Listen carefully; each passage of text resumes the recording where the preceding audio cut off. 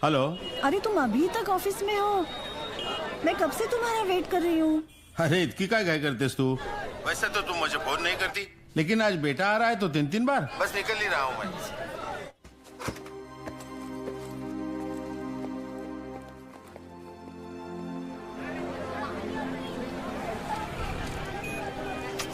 अहो किती वेळ लावला तुम्ही? बरं चल आता। हे घ्या, आपको पता है ना घर में और कितने काम बाकी है। क्यों परेशान हो रही हो? जानता हूँ तुम वीर को बहुत मिस करती हो।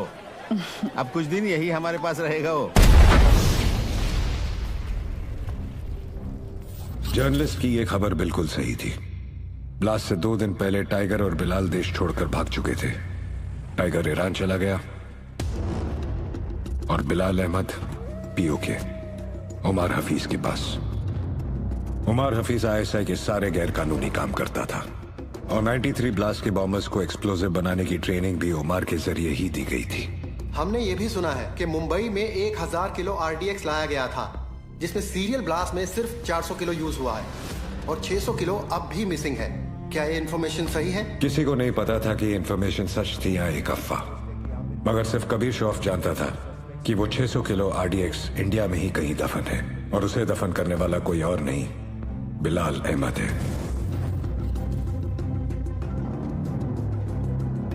बिलाल आज से अब हमारे साथ रहेंगे।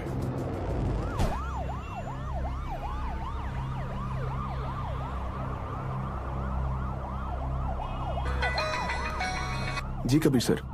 सीएम सर तुम्हारे साथ है? हाँ सीएम सर साथ में ही है। फोन दो। Sir joint CP Kabir Shroff. हाँ कबीर। सर 3 घंटे से आपको फोन करने की कोशिश कर रहा हूँ। वो मैं फ्लाइट में था, बोलो क्या काम है? कुछ अर्जेंट बात करनी थी आपसे, अभी मिलने आ सकता हूँ? हाँ actually I am on the way, मैं आ जाता हूँ एटीएस हेडक्वार्टर्स।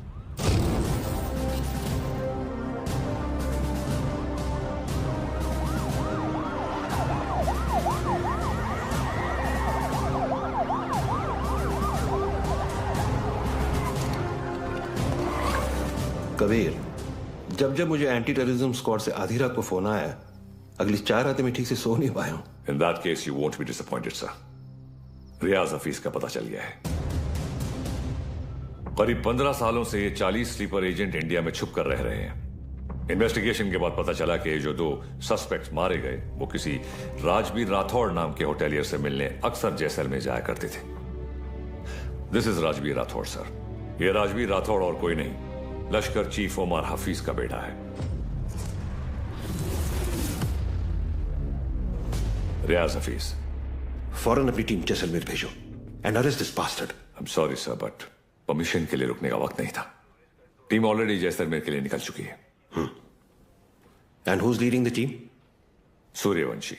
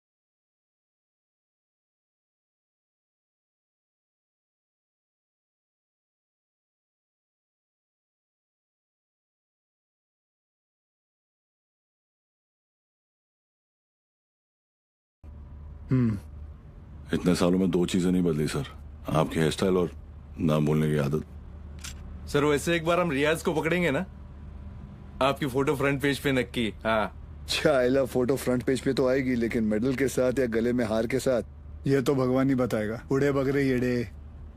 सर एड़े नहीं बिड़े।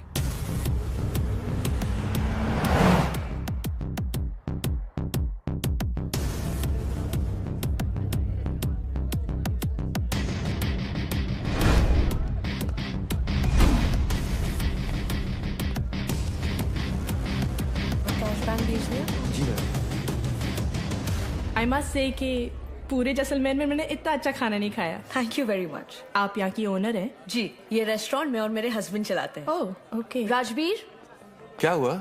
ये कह रही हैं कि इन्हें हमारे रेस्टोरेंट का खाना बहुत पसंद आया। बहुत। Thank you. उम्मीद करता हूँ आप यहाँ दोबारा जरूर आएंगी। जरूर आऊंगी। क्या मैं आप लोगों के साथ एक सेल्फी ले सकती हूँ? Sure. Thank you so much. Thank you.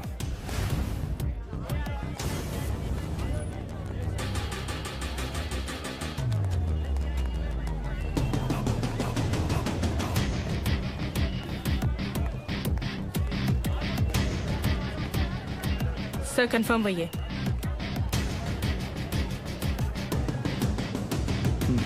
Local police को इतला कर दो। Yes sir.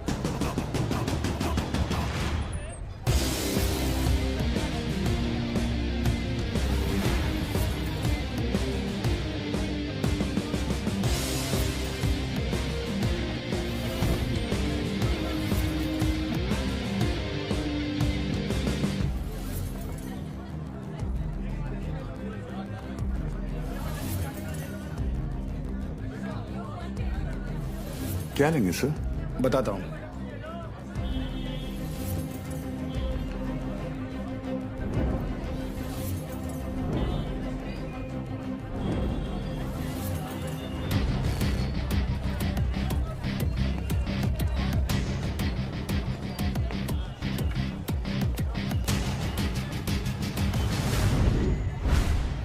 आरपीजी।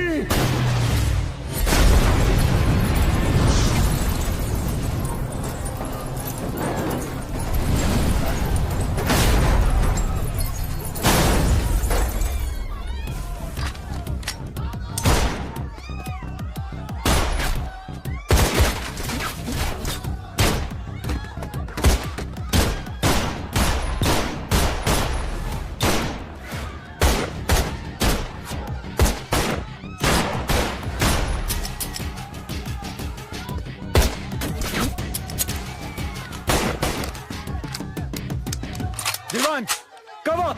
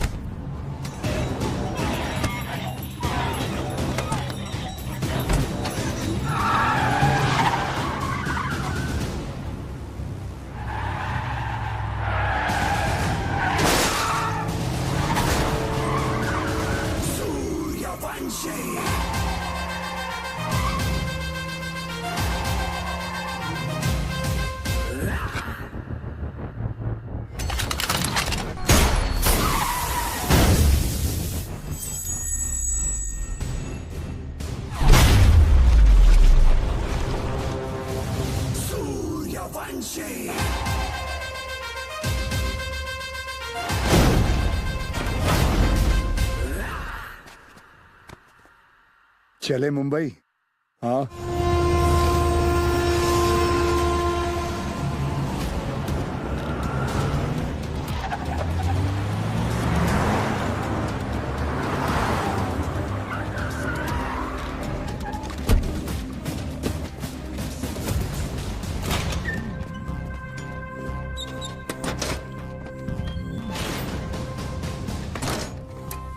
ए लाइट लाओ कीड़े। सर भिड़े।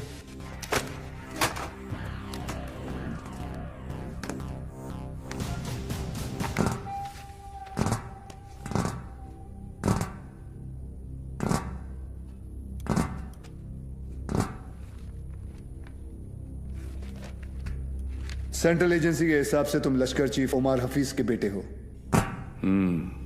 2007 में इंडिया पाकिस्तान का क्रिकेट मैच देखने तुम पाकिस्तान से मोहाली टूरिस्ट वीजा पर आए थे, मगर वापस नहीं गए। पिछले 13 साल से तुम यहाँ राजवीर राठौड़ के नाम से रह रहे हो और एक इंडियन लड़की ज्योति गुप्ता से तुमने शादी की। सेंट्रल एजेंसी की रिपोर्ट में तुम्हारा इन्वॉल्वमेंट 2011 मुंबई ट्रेन ब्लास्ट, उसके बाद Pune bakery, Bangalore bus stand, Srinagar military base, Chennai, Ahmedabad, Srinagar के बाद अहमदाबाद। शायद आपकी एजेंसी को पता नहीं, वो ब्लास्ट भी मैंने ही किया था। हमारी इंटेलिजेंस के हिसाब से तुम्हारी तरह 40 लोग और हैं जो लश्कर के स्लीपर सेल बनकर हिंदुस्तान में सालों से रह रहे। अभी उनका वक्त आया नहीं। जब वक्त आएगा तुम्हें उन्हें ढूंढने की जरूरत नहीं पड़ेगी। गांडू, तुझे ढूंढ लिया, तेरे बाकी साथियों को भी ढूंढ लेंगे। क्या मिलता है ये सब करके? आपको क्या मिलता है जब आप अपनी ड्यूटी करते हैं? बस वही, रात को सुकून की नींद आती है, जैसे तब आई थी। ताज 26/11 याद है ना? ज्यादा हीरोगिरी दिखाएगा ना तो तुझे ठोक के इधर ही इस सेफ हाउस के नीचे गाड़ दूंगा। ना यहाँ हिंदुस्तान में किसी को पता चलेगा और ना तेरे बाप को पाकिस्तान में खबर पहुंचेगी।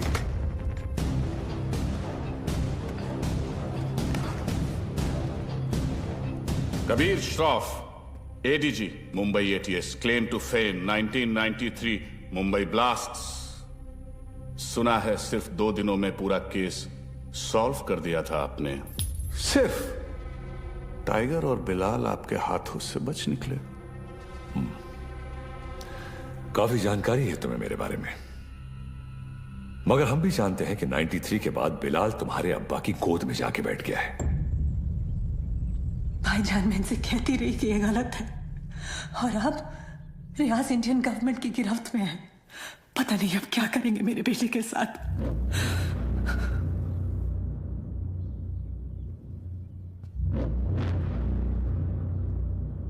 अब्बा, अब रियाज भाईजान को फांसी ही होगी। वो हिंदुस्तानी उन्हें नहीं छोड़ेंगे। हिंदुस्तान की 2 कौड़ी की रस्सी में इतनी ताकत नहीं कि रियाज हफीज को मार सके। उसमें हमारा खून है, सिपाही है वो। मरेगा तो सीने पे गोली खाकर मरेगा। 93 ब्लास्ट केस सॉल्व करने का जितना सेटिस्फैक्शन है ना मुझे, उतना ही रिग्रेट भी कि मैं बिलाल को पकड़ नहीं पाया। सर, मैं 93 को कैसे भूल सकता हूं? उन धमाकों में ही तो मैंने मेरे माँ बाप को खो दिया। और उसका अफसोस मुझसे ज्यादा शायद ही किसी को होगा। देश में पहली बार ऐसे सीरियल ब्लास्ट हुए थे।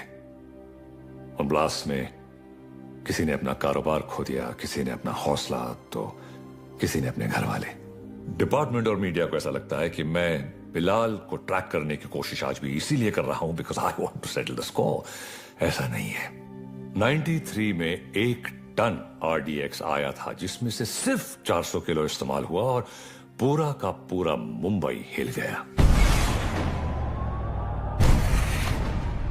600 किलो आज भी कहीं दफन है। It could be anywhere. Mumbai, Porbandar, Konkan. डर इस बात का है कि ये इंफॉर्मेशन सिर्फ बिलाल के पास है। बिलाल अब वक्त आ गया तुम्हारे हिंदुस्तान जाने का। वहां जाकर मुंबई पुलिस के शक को यकीन में बदल दो कि पिछले 27 साल से वो 600 किलो आरडीएक्स वहीं उन्हीं के जमीन में दफन है। जी भाईजान।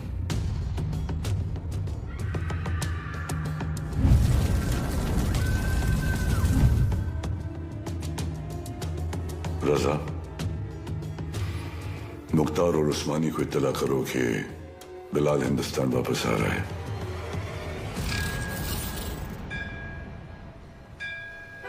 विद्या तुम घर चलो, मैं गैराज बंद करके आता हूँ। रोज की तरह देर मत करना, जल्दी आना। हाँ ठीक है। विवेक, तुम्हारे गैराज गया था तो पता चला कि तुम यहाँ पर हो। यार तुम गाड़ी तो ठीक कर देते हो मगर पैसों की बात तो करते ही नहीं। आप क्यों चिंता कर रहे हैं? मुझे पता है आपके पैसे कहीं नहीं जा रहे। आजकल किसी पर भी इतना भरोसा नहीं करना चाहिए। ये पैसे रखो।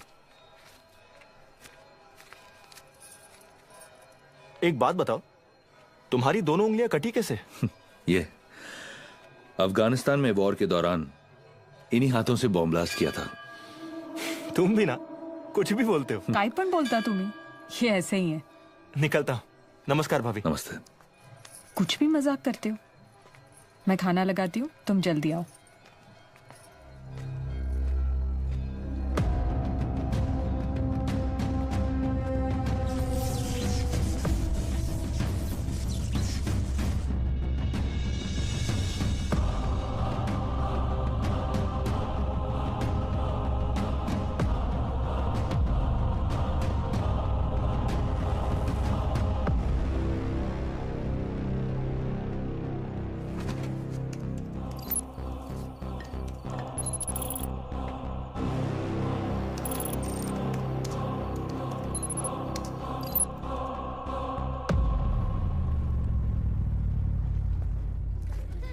Thank you so much sir, आपने मेरा ट्रांसफर अपने डिपार्टमेंट में करवा दिया। It's all right boss. तुम्हारे अब्बू ने हमारे साथ इतने साल ड्यूटी की, मुझे यकीन है कि तुम भी उन्हीं की तरह अपनी ड्यूटी निभाओगे। तुमच्यामुळे उशीर होतो। क्या रे, तुम लोग लेट आए? हाँ सर, मैं नहीं, ये हमेशा का इसका। सर पता नहीं है बीबी लोगों को तैयार होने के लिए इतना वक्त क्यों लगता है। कैसी हो गर्भवती? सर गर्भवती नहीं, सरस्वती। सर, आज 1 साल के बाद आप और रिया दीदी आर्यन का बर्थडे एक साथ मना रहे हैं। बहुत खुश होंगे ना? हाँ खुश हूँ भी नहीं भी। मतलब? रिया हमेशा के लिए ऑस्ट्रेलिया जा रही है आर्यन के साथ। ऑस्ट्रेलिया? सर उस हादसे को तो 1 साल हो चुका है। आप दोनों कब तक अलग रहेंगे? सर 2 लोग एक दूसरे से इतने अलग, फिर भी प्यार हुआ, शादी हुई। सर आप देखिएगा, रिया दीदी एक दिन आपके पास वापस जरूर आएगी। वंदना, जरा ऐकते का? आले sir.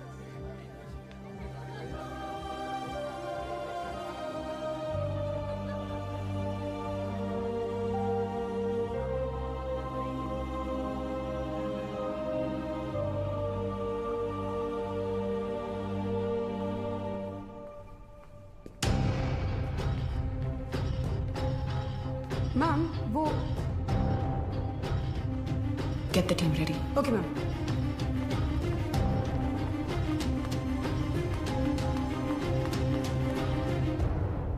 Are you a doctor? I have been shot.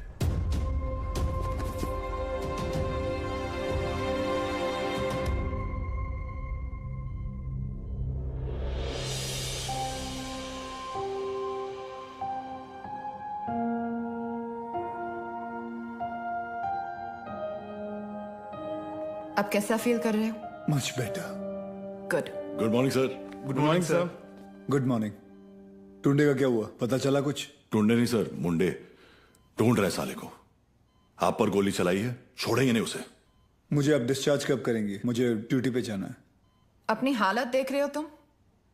मतलब क्या? मतलब छोटी मोटी चोट है, ठीक हो जाऊंगा 2 दिन में। You can just leave me. हाँ, छोटे मोटे घाव से कुछ फर्क नहीं पड़ता हमारे सर को। ड्यूटी के लिए तो अपने जान की बाजी लगाते हैं सर।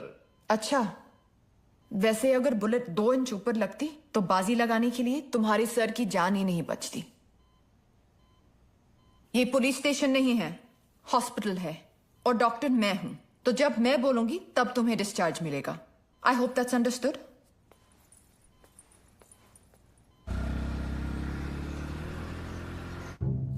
सर 2 गोली लगी थी आपको, कुछ भी हो सकता था।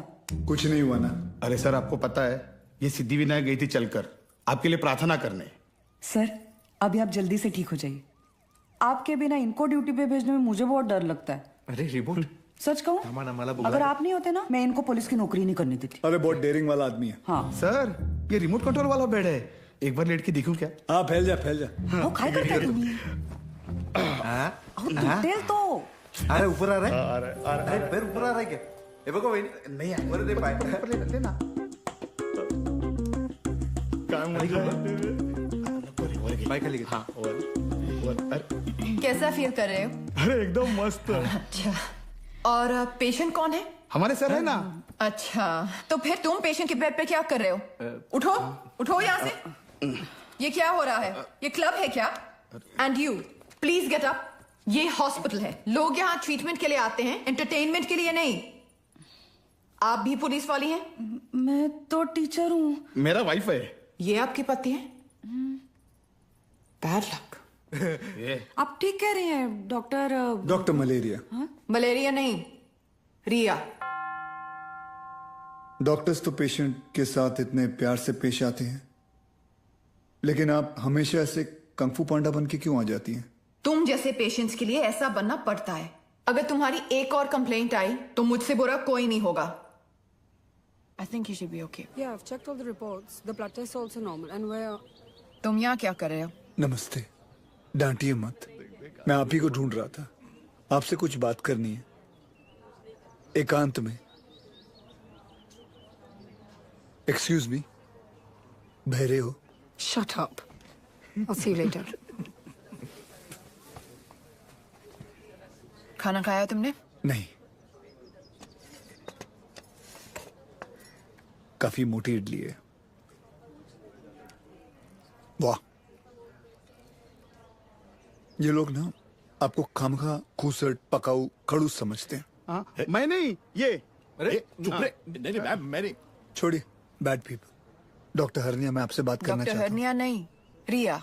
इसी के बारे में बात करना चाहता हूँ। तुम्हें हरनिया है? मुझे हरनिया नहीं है, मुझे नाम भूलने की बीमारी है। मैं रमेश को सुरेश बुलाता हूँ और रमेश को सुरेश। आप हंसिए मत, मुझे दवाई दीजिए प्लीज। 4 लोगों के सामने बहुत बेइज्जती होती है मेरी, अब बर्दाश्त नहीं होता। ऐसी कोई बीमारी नहीं होती है idiot, you are just lazy, इसलिए तुम्हें नाम याद नहीं रहते। मतलब आप ये कहना चाहती है कि मैं पुलिस वाला हूँ लेकिन आलसी हूँ? गलत समझ रही हैं। अब देखिए, मैं यहाँ बैठे बैठे ये देखिए कितनी तेजी से मैं फूल लेके आया हूँ। लीजिए ना, आलसी नहीं हूं मैं।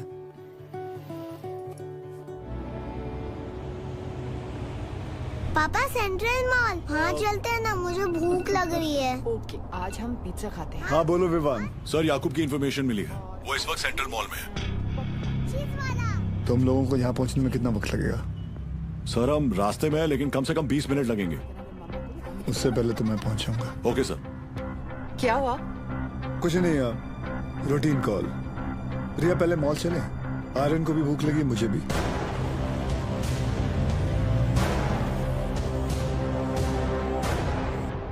तुम दोनों यही पार्किंग लॉट में रुको, मैं भी आता हूँ। पार्किंग लॉट में क्यों? मुझे कुछ काम है। Surya, what's wrong? Are you hiding something? ऐसी कोई बात नहीं है। Watch out! सूर्यवंशी, पीछे ले, पीछे ले।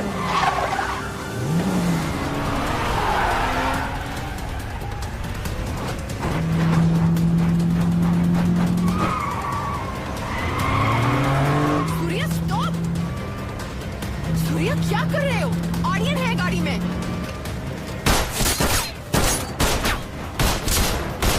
तुझे आईचा खोप कुत्र्या।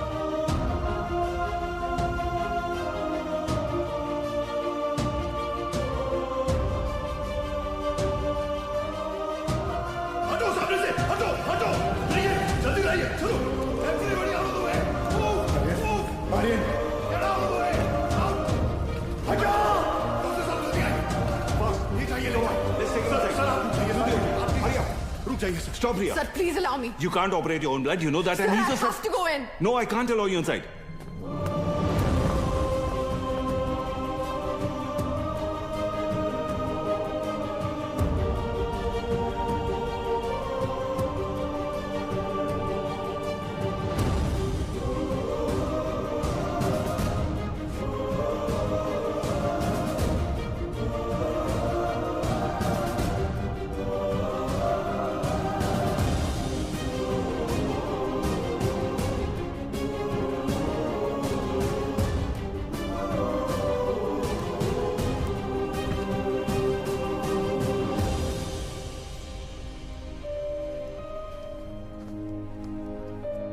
आर्यन अब ठीक है. Luckily the bullet just brushed past him. He's out of danger now. And don't worry. He'll be fine. Thank you. Thank you, doctor.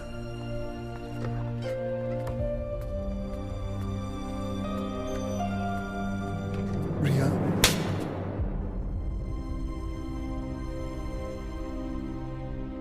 तुम जानते थे कि वहां कितना खतरा है, फिर भी तुम हमें अपने साथ ले गए. आर्यन के बारे में एक बार भी नहीं सोचा? रिया, मैं तुम दोनों को पार्किंग लॉट में छोड़कर अंदर जाने वाला था. मुझे नहीं पता था वो ऐसे अचानक आ जाएंगे. और अगर आज मैं उन्हें नहीं रोकता तो कल हजारों मासूमों की जानें जा सकती थी. तो मेरा बेटा तुम्हारे लिए सिर्फ एक कोलैटरल डैमेज है. शहर में और भी पुलिस ऑफिसर्स अपना काम कर रहे हैं, लेकिन कोई भी ड्यूटी के लिए अपने बच्चे की जान खतरे में नहीं डालता. रिया, ऐसे दोबारा नहीं होगा. I promise. सूर्या, कल अगर मुझे कुछ हो गया तो वो मेरी किस्मत है, क्योंकि मैंने बिना कुछ सोचे, बिना कुछ समझे तुमसे प्यार किया, शादी की. लेकिन अपने बेटे के साथ मैं ऐसा नहीं होने दे सकती. रिया, पहले जब एक लड़की तुम्हें देखती थी तो सेफ फील करती थी, लेकिन आज जब एक मां तुम्हें देख रही है तो उससे तुमसे डर लग रहा है. रिया, आज के बाद तुम हमसे दूर रहोगे. ना मुझे तुम्हारी जरूरत है, ना आर्यन को. रिया, तुम्हें पता है तुम क्या कह रही हो? जिंदगी हमें हर रोज एक चॉइस देती है. फर्क बस इतना है कि तुमने अपनी बेटी से बढ़कर अपनी ड्यूटी को चुना, और मैं हमारी रिश्ते से बढ़कर अपने बेटे को चुन रही हूं. रिया, एक बार इसकी बात. सर, आज नहीं.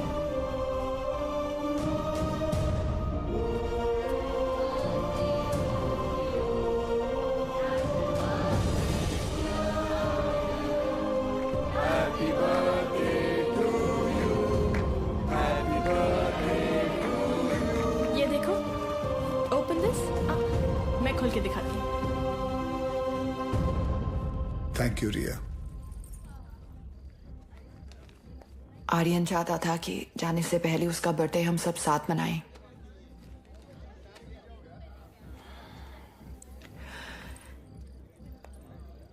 सूर्या, आर्यन को ऑस्ट्रेलिया ले जाने के लिए एम्बेसी में मुझे तुम्हारी कुछ सिग्नेचर्स की जरूरत होगी. तुम जब भी बुलाओगी मैं आ जाऊंगा. थैंक्स.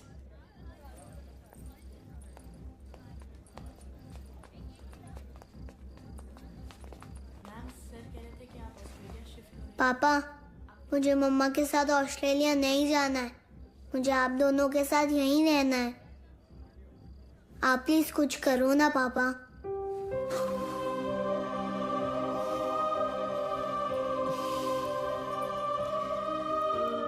चिड़िया उड़ी, तोता उड़ा. आप दोनों के जाने के बाद सूर्या सर बिल्कुल अकेले पड़ जाएंगे. चीटिंग मत कर. हो गया. तुम्हें लग रहा होगा कि यहाँ मैं विलन हूँ, लेकिन मैं जो भी कर रही हूँ सिर्फ अपने बेटे के लिए कर रही हूँ. तुम्हारा स्कूल कैसा चल रहा है? अच्छा चल रहा है. बोलना.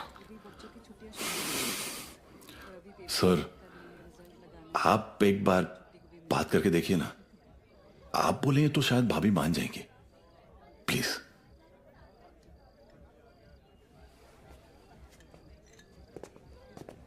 देखना, जब कबीर सर अपने भारी आवाज में समझाएंगे ना, पक्का भाभी मान जाएगी. क्या हो रहा है यहाँ? अब सर, वो कबीर सर भाभी से बात करने गए. मैंने सुना तुम ऑस्ट्रेलिया जाना चाहती हो. जी. देखो रिया, शादी जो होती है वो दो लोगों के बीच होती है, एक पुरुष और एक स्त्री के बीच का मिलन। जैसे कि ये जो पिस्टल है, इसके अंदर गोलियां हैं। अब इन दोनों का एक हसीन एक संबंध है, एक जोड़ी है। लेकिन अगर इन दोनों को अलग कर दिया जाए तो दोनों किस काम के? गड़े। कौन भेजा उसको उधर? सर कौन बोला तो मैंने। You understand what I am saying? जी जी बिल्कुल सर, बिल्कुल। क्या रिया, अक्सर गुस्से में लिए हुए जो डिसीजन होते हैं वो गलत होते हैं। वाह, शादी के बारे में आप कितना कुछ जानते हैं। लेकिन हम आज तक आपने शादी क्यों नहीं की?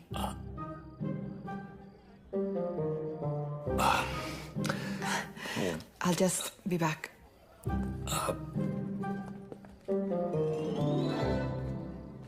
अब इसे क्या बताऊं मैंने शादी क्यों नहीं की।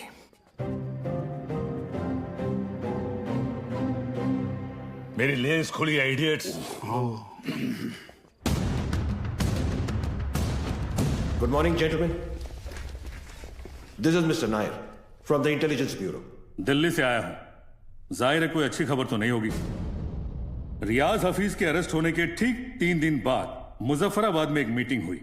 जैसा कि आप लोग जानते हैं, कश्मीर में सेक्शन 370 स्क्रैप होने के बाद लश्कर या किसी भी दूसरे टेररिस्ट ऑर्गेनाइजेशन के लिए हमारे देश में अपने लोगों का घुसपैठ करवाना और आर्म्स एमुनिशंस को भेजना टोटली इम्पॉसिबल हो गया है। इसलिए ये हमारे देश में अब अपने स्लीपर सेल को एक्टिवेट करेंगे। Sir, we are trying our best to track them down. I know Kabir, लेकिन हमारे इंफॉर्मेशन के मुताबिक लश्कर का अगला टारगेट मुंबई होगा। They are planning a bigger attack than Taj 2611। सर, लश्कर के ट्रांजैक्शंस को ट्रैक करते हुए कुछ और इंफॉर्मेशन एटीएस के हाथ लगी है। Surya. Sir, this is Qadir Usmani. POK में ओमर हफीज के मदरसे में जिन सोर्सेज से फंडिंग जाती है, उन्हीं सोर्सेज से इंडिया बेस्ड नूरे अमन फाउंडेशन में भी फंडिंग आ रही है, और ये उस फाउंडेशन का चेयरमैन है। ये मुंबई से करीब 50 किलोमीटर दूर पडगा में रहता है। रिलीजियस लीडर और पॉलिटिकली वेल कनेक्टेड भी है, इसलिए बिना किसी कॉन्क्रीट प्रूफ के हम इसे अरेस्ट नहीं कर सकते। पॉलिटिकल इशू तो होगा ही, बल्कि कम्युनल वायलेंस का भी खतरा है। सर, आई थिंक एटीएस को कादर उस्मानी को बुलवाकर पूछताछ कर लेनी चाहिए। पॉलिटिकल इश्यूज मुझ पर छोड़ दो, बुलाओ sir. Right sir.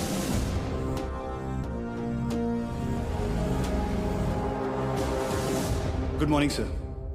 Good morning. अब्बू आए हैं, आपसे मिलना चाहते हैं। हाँ, बुला बुला। अब्बू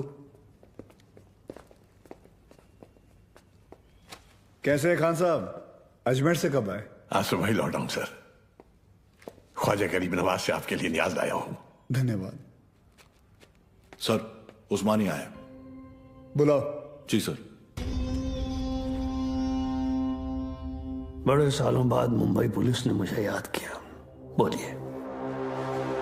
उस्मानी साहब, हमें पता चला है कि आपके ट्रस्ट नूरे अमन में जिस सोर्स से फंडिंग आ रही है, वही सोर्स टेररिस्ट ऑर्गेनाइजेशन लश्कर को भी फंड करता है। देखिए ऑफिसर, हमारे ट्रस्ट में दुनिया जहान से फंडिंग आती है। अब हर सोर्स का बायोडेटा तो हम नहीं देखते। रफीक जी, इनकी तसल्ली के लिए अपने अकाउंटेंट से इनकी मीटिंग करवा दो। चलता हूं। रुकिए, इतने दिनों बाद आए हैं आप, थोड़ी और बातचीत कर लेते हैं।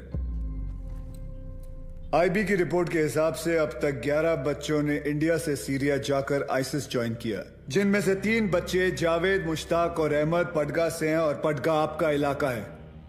और सुना है कि सीरिया जाने से पहले इनका आपके घर काफी आना जाना था।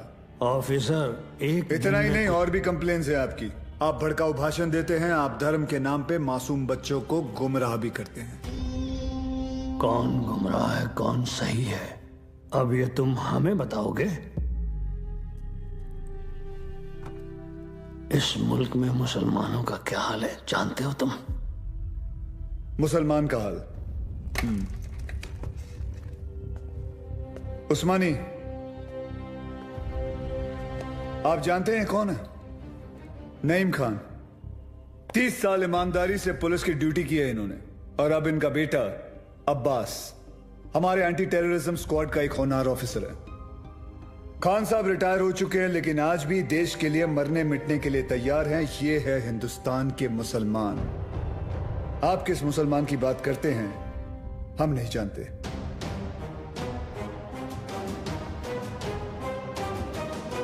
उस्मानी, मुंबई पुलिस पासपोर्ट पे रिलीजन देखकर गोली नहीं चलाती, क्रिमिनल रिकॉर्ड देखकर ठोकती है। तेरे रिकॉर्ड की भी इंक्वायरी चालू है। बहुत जल्द तुझे भी अंदर डालूंगा।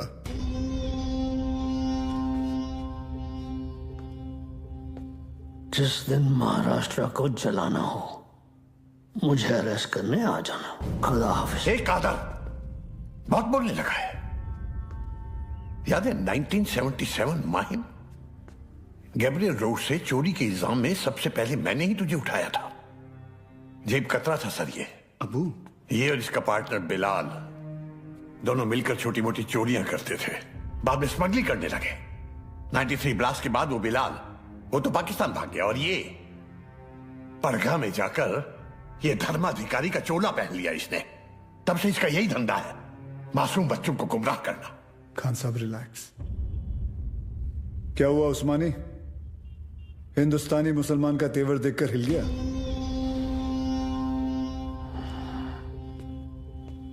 उस्मानी, इस देश में जितनी नफरत कसाब के लिए है उतनी इज्जत कलाम के लिए। जिस दिन तेरे खिलाफ प्रूफ मिल गया ना, तुझे पड़गा से उठाकर लेके जाऊंगा। अल्लाह हाफिज।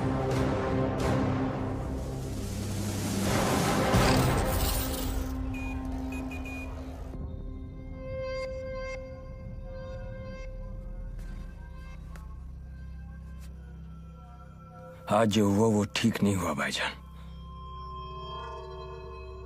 सूर्यवंशी ने आपके साथ कुछ ज्यादा ही बदतमीजी कर दी।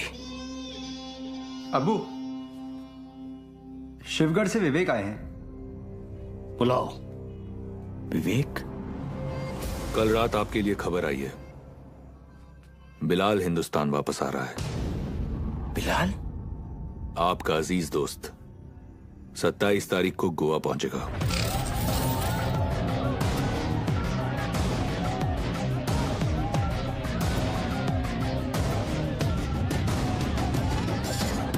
कल मालदीव्स की फ्लाइट में अजय गुप्ता के नाम से एक आदमी आने वाला है। उसे पिकअप करके सीधा हमारे पास लाना है। अजय गुप्ता के नाम से? यानी अजय गुप्ता उसका असली नाम नहीं है? जो कह रहा हूं वो कर। 5 लाख मिल जाएंगे। 5 लाख? उस्मानी भाई का कोई खास है क्या? ये जानने की जरूरत नहीं है। ये आदमी को पिकअप करने के लिए अपने को 5 लाख रुपए क्यों मिल रहा है? मेरे को तो लग रहा है कुछ ना कुछ गड़बड़ है। ए लिली, अपने को क्या लेना देना? हाँ, 2.5 लाख तेरा, 2.5 लाख मेरा, ऐश कर।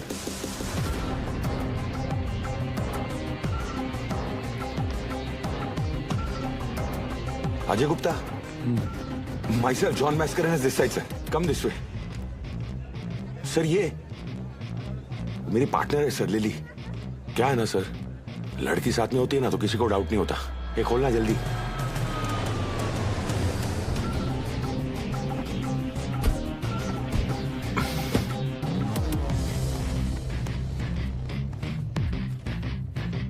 रियाज, आपके लिए खबर है। बिलाल गोवा आ चुका है और आपका यहां से निकलने का वक्त भी।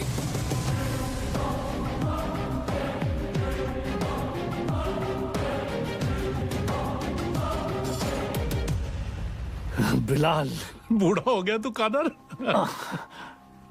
तेरा भी तो पेट निकला है। कैसे मुख्तार? भाईजान कैसे हैं आप? ठीक हूँ। क्या रफीक, शादी हुई कि नहीं है?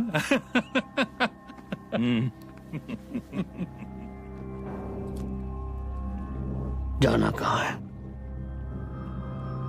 सावंतवाड़ी।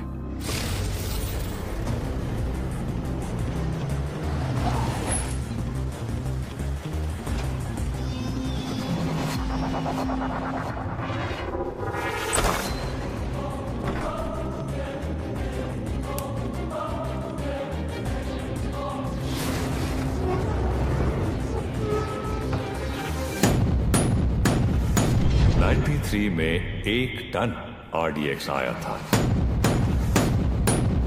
जिसमें से सिर्फ 400 किलो इस्तेमाल हुआ। It could be anyway, Mumbai, Porbandar, Konkan. 600 kilo आज भी इंडिया में ही कहीं दफन है।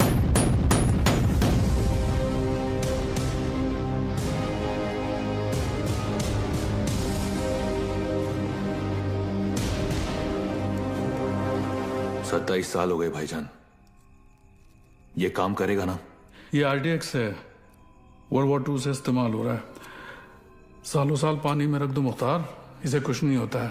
खैर, जुमे के दिन तुम्हें इसका पता चल ही जाएगा।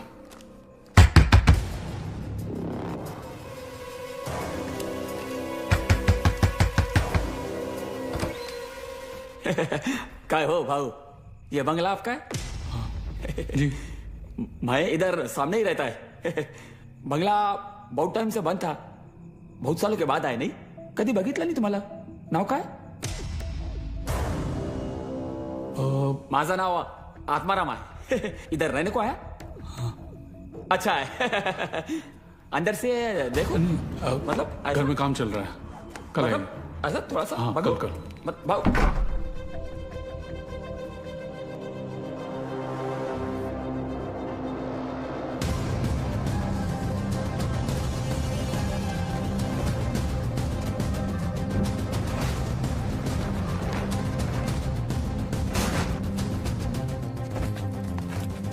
मुख्तार, ट्रक को यहां से ले जाओ और कुछ दिन के लिए तय की जगह पर छुपा दीजिए। क्या सोच रहा है बिलाल? ये सबीना के खाला का घर था, उसका बचपन यहीं बीता, हमारा निकाह भी यहीं हुआ था। ऐसा ही होता है, वक्त सब कुछ ले जाता है, बस सिर्फ यादें छोड़ जाता है। ये टिकट है तेरी, कल शाम 6 बजे की मालदीव की फ्लाइट है। जॉन तुझे एयरपोर्ट पहुंचा देगा। अगली मुलाकात परवरदिगार के दरबार में होगी। कादर, एक बात बोलूं? मैं एक बार अपनी अम्मी के मजार पे फातिहा पढ़ना चाहता हूँ। दिमाग खराब हो गया तेरा? यहाँ तेरा एक भी दिन रुकना खतरे से खाली नहीं है और तू मुंबई जाना चाहता है।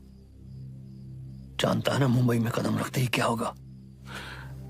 कादर, 27 साल बीत चुके हैं, सिर्फ कुछ घंटों के लिए। उमर भाई भी इसकी इजाजत नहीं देंगे। दोस्ती का वास्ता, तुझे भी पता है इसके बाद मेरी सिर्फ खबर आएगी, मुझे दोबारा यह मौका नहीं मिलेगा। प्लीज कादर, एक बार। एक दिन, सिर्फ एक दिन है। और तू जानता है, अगर तुझे किसी ने देख लिया तो तुझे क्या करना है?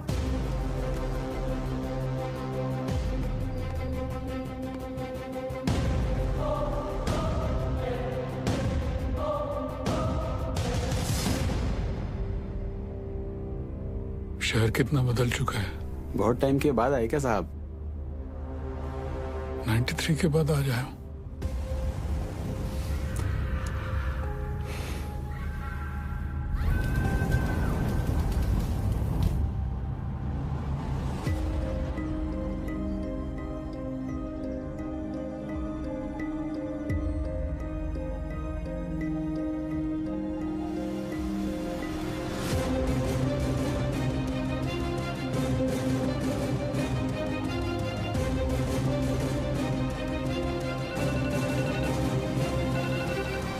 बोलो अब्बास। सर, बिलाल अहमद मुंबई में है। व्हाट? तुम्हें कैसे मालूम? सर, अब्बू ने कहा है, मेरे साथ ही है। बिलाल ही है सर, मरीन लाइन्स कब्रिस्तान में है इस वक्त, बिल्कुल हमारे सामने। खान साहब, क्या आपको पूरा यकीन है कि वो बिलाल अहमद ही है? यस सर, क्योंकि जिस कब्र पर वो फातिहा पढ़ रहा है वो उसकी अम्मी की है सर। आप एक काम करें, अब्बास से कहे कि बिलाल को ट्रैक करे और मेरे टच में रहे। चाहे जो भी हो जाए, बिलाल हमारे हाथों से निकलना नहीं चाहिए। Yes sir.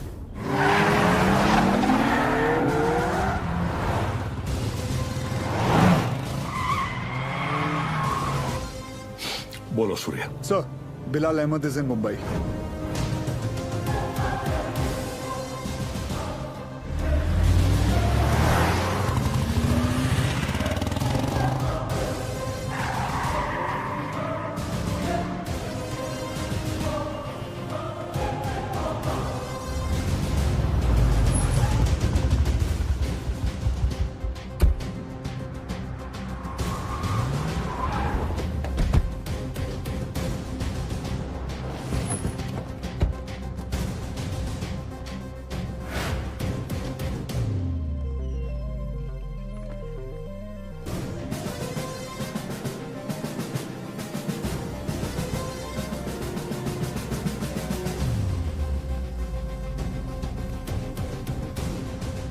मैडम मुझे चेकआउट करना है, मेरा बिल तैयार कर देंगे please?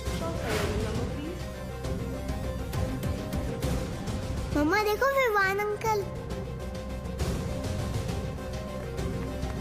Hi Vivaan uncle. Hi Tara uncle. अरे आर्यन, हाय आर्यन। तुम यहाँ पर?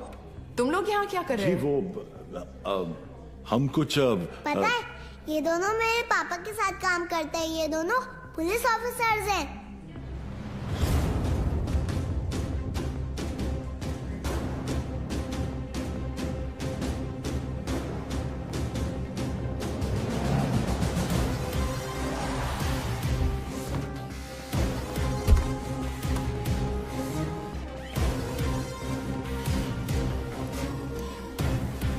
देखो पापा भी आ गए।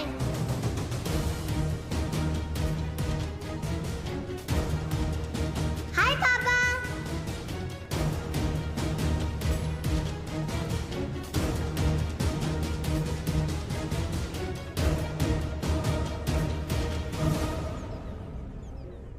बच्चों को लेके जाओ यहाँ से। This is serious.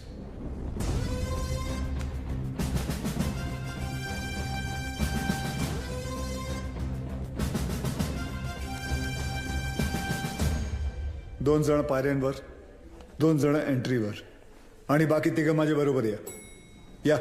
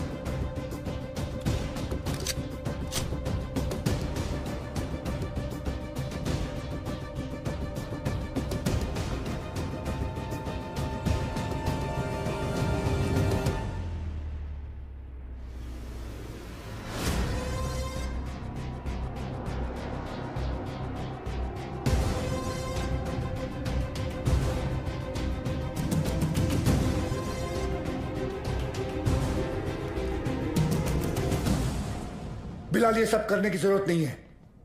Just surrender. और क्या मिलेगा सरेंडर करके? फांसी? नहीं चाहिए मुझे ऐसी जिल्लत भरी मौत। मैं फिर से इस मुल्क में तमाशा नहीं बनना चाहता। ये मुल्क तुम्हारा भी है, शायद तुम भूल रहे हो। नहीं, ये मुल्क मेरा नहीं है। कभी अपने घर को जलते हुए देखा तुमने? जिस घर में तुम बड़े हुए हो, तुम्हारे माँ बाप बूढ़े हुए,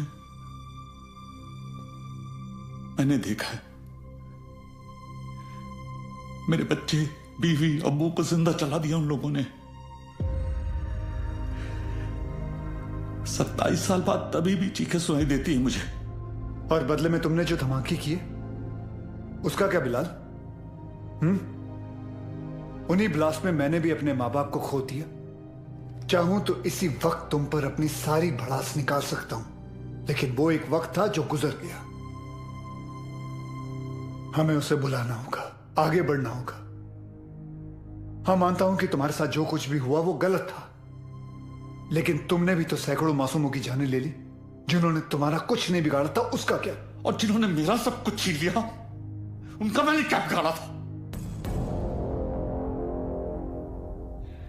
इस मुल्क को मैं जलते हुए देखना चाहता हूं, तड़पते हुए देखना चाहता हूं, और ये होकर रहेगा इंशाल्लाह।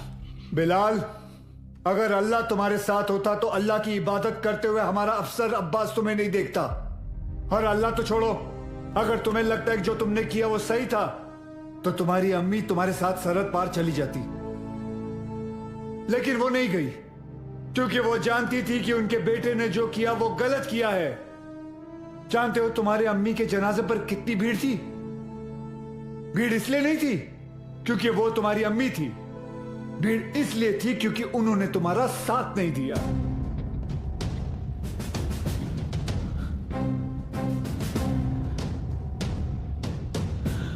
कभी श्रॉफ अब एक और मेडल मिलेगा तुम्हें। बिलाल अहमद को भी 27 साल बाद आखिर तुमने पकड़ ही लिया। बिलाल, जज्बात में आकर तुम गलत फैसला कर रहे हो। नहीं, गलत अब तक हुआ, अब सही होगा। एक एहसान करना मुझ पे, मुझे मेरी अम्मी की कब्र के बगल में दफनाना।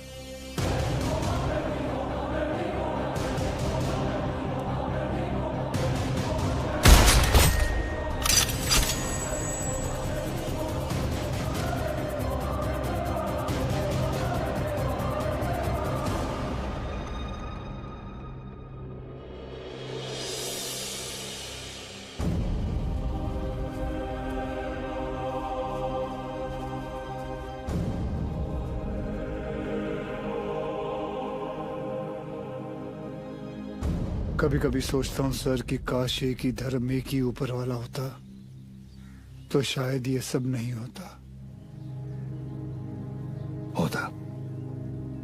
हम इंसान लड़ मरने के लिए कोई ना कोई और बहाना ढूंढ ही निकालते। सर, सावंतवाड़ी पुलिस स्टेशन से फोन आया था। वहां पर बिलाल अहमद को किसी ने देखा था।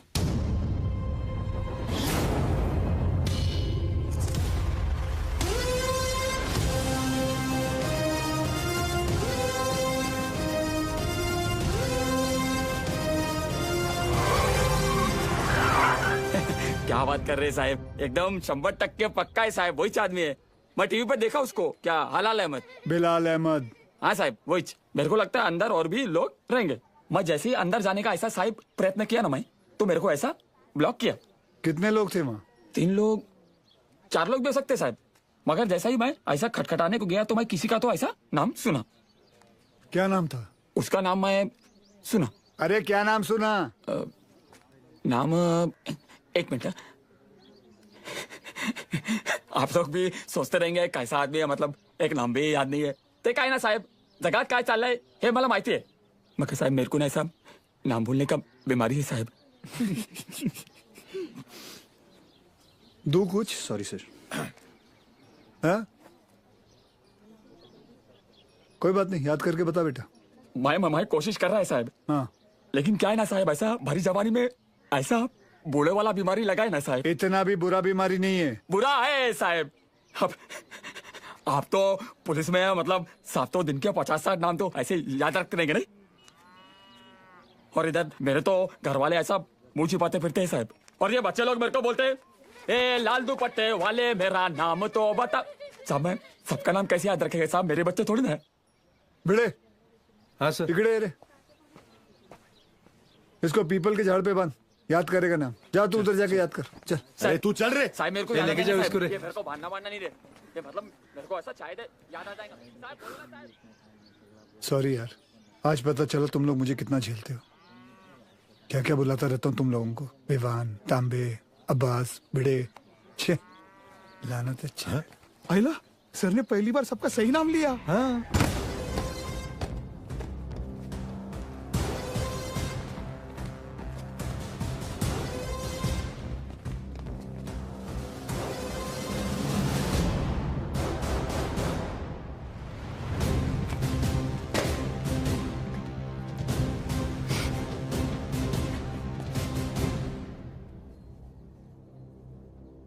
फॉरेंसिक टीम को बुलाओ।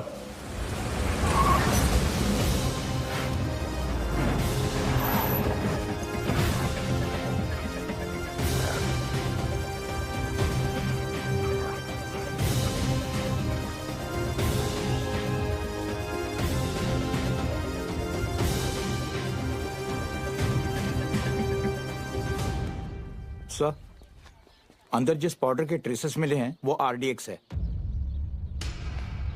और इस पिट का साइज देखकर लग रहा है कम से कम 600 से 800 किलो होगा। Are you sure RDX है? Yes sir, confirmed. Sure? Yes sir. Thank you.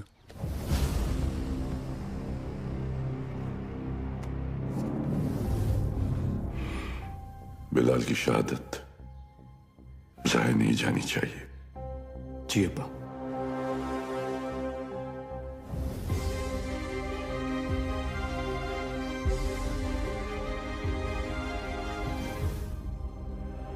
मुझसे वादा कीजिए कि हमारे दोनों बेटे सही सलामत घर लौट कर आएंगे। वादा कीजिए।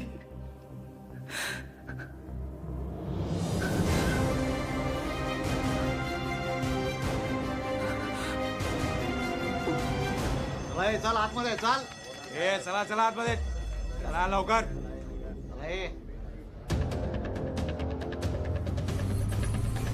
रियाज चल आतमध्ये।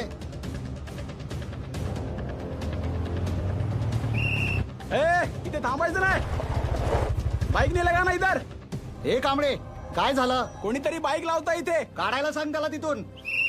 हे कळत नाही काय? चलो निघलो असे।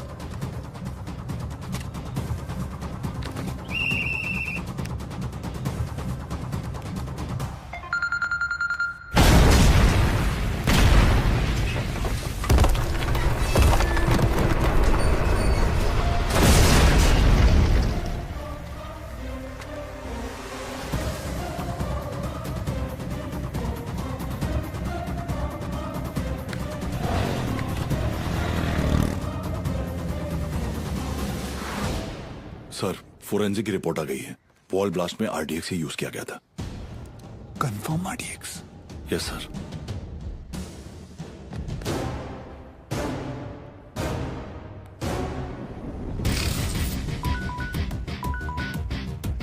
वक्त आने पर हम आप तक खबर पहुंचाएंगे। आप हम तक पहुंचने की कोशिश नहीं करेंगे।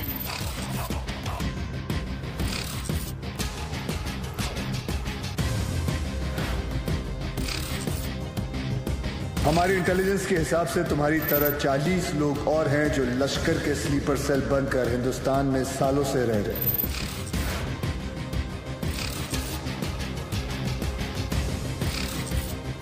आज के बाद आपका सिर्फ एक ही कांटेक्ट होगा, आपका एरिया कमांडर इन चीफ रियाज।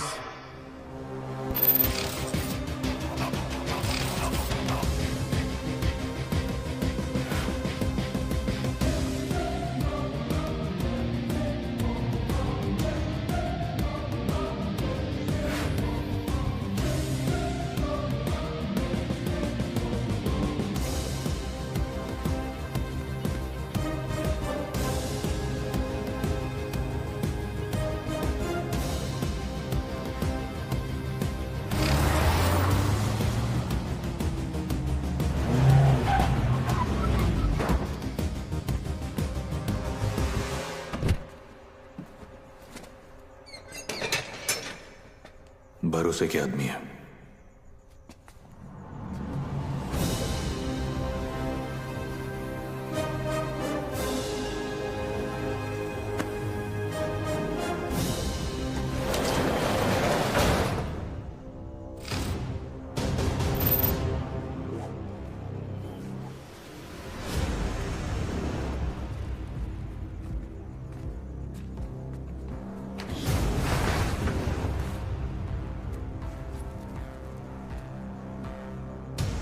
पूरे 600 kilo.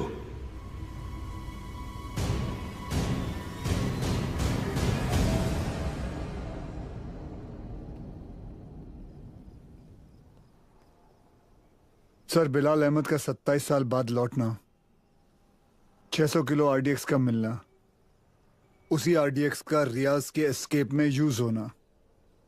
I am afraid but intelligence bureau की थियरी शायद सही है। लश्कर का अगला टारगेट मुंबई होगा।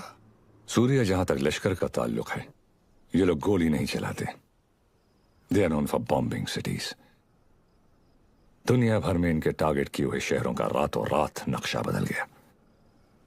एंड आई नो, इस वक्त उन्हें मुंबई से कोई खास हमदर्दी नहीं। सर, कभी कभी सोचता हूं मुंबई और मुंबई शहर के लोगों ने कितना कुछ सहा है। पहले 1993 सीरियल बॉम्ब ब्लास्ट, फिर 2002 घाटकोपर बस ब्लास्ट, 2006 में ट्रेन ब्लास्ट, और फिर ताज 26/11। साले 10 स्कूल के बच्चे स्कूल बैग लेके आए, हमारे 17 ऑफिसर्स और 170 सिविलियंस को मारा। सूर्या, वो लोग कब आएंगे, कैसे आएंगे, ये मैं नहीं जानता, पर एक बात जानता हूं, वो आएंगे जरूर। इस बार आएंगे ना? तो देख लेंगे सालों को।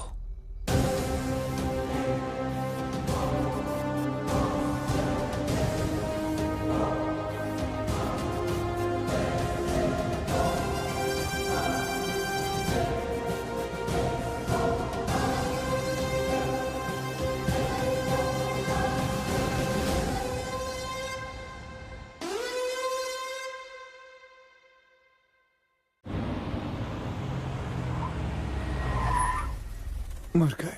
Sir best of luck. जंग पे जा रहा हूँ। क्या वो सीरिया? मैं लेट हो गया। लेट? एम्बेसी बंद होके आधा घंटा हो चुका है।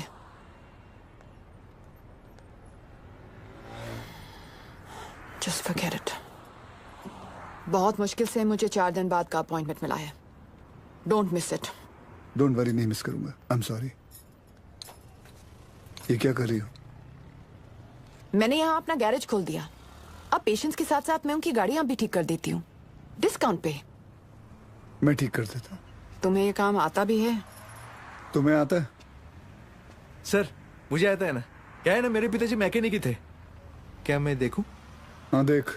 हाँ। तेरे पिताजी की आत्मा को शांति मिलेगी, देख ले। सर मेरे पिताजी जिंदा है। सॉरी।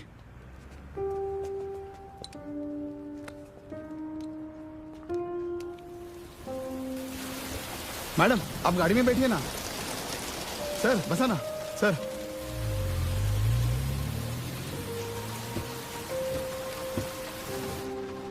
सर बॉम्बे तुम्हारे लिए चाय लाया। उसका नाम तांबे है। वंदना कैसी है? बिल्कुल ठीक है मैडम। आपको कभी आइए ना घर पे। एक बार जाने से पहले मैं जरूर आऊंगी। जी। और मैडम आपको याद है एक बार आपका एनिवर्सरी था और ऐसी सरप्राइज दिया था सर ने आपको। हम लोग भी थे ना उधर। हाँ मतलब ऐसी बारिश हो रही थी उस वक्त भी। मैडम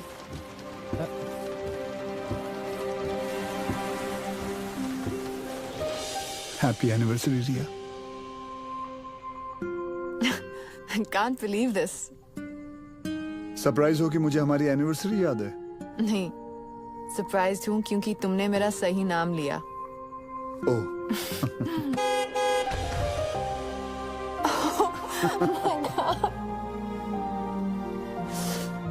ये लोग यहाँ क्या कर रहे हैं?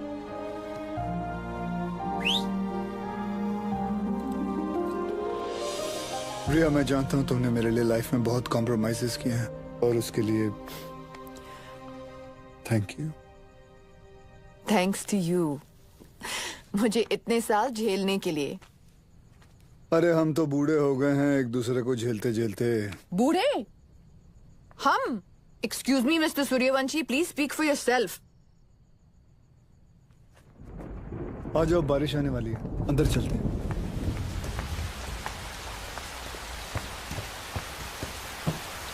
क्या हुआ? बोला था ना, बूढ़े हो गए हो तुम। क्या देख रहे हो? मैं उस रिया को ढूंढ रहा हूं जिसे बारिश में भीगना पसंद था। वक्त के साथ वो रिया भी बदल चुकी है।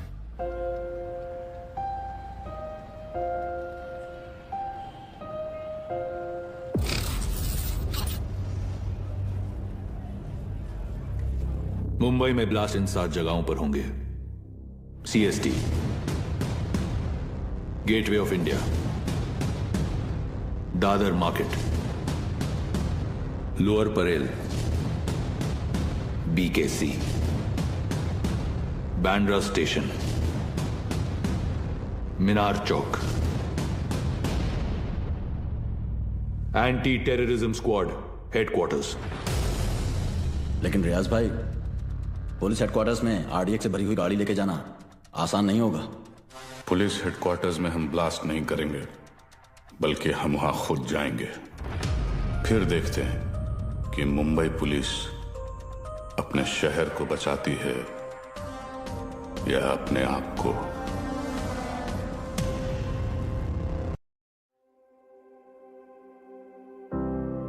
This morning is calling my name. My heart is waking up to your presence.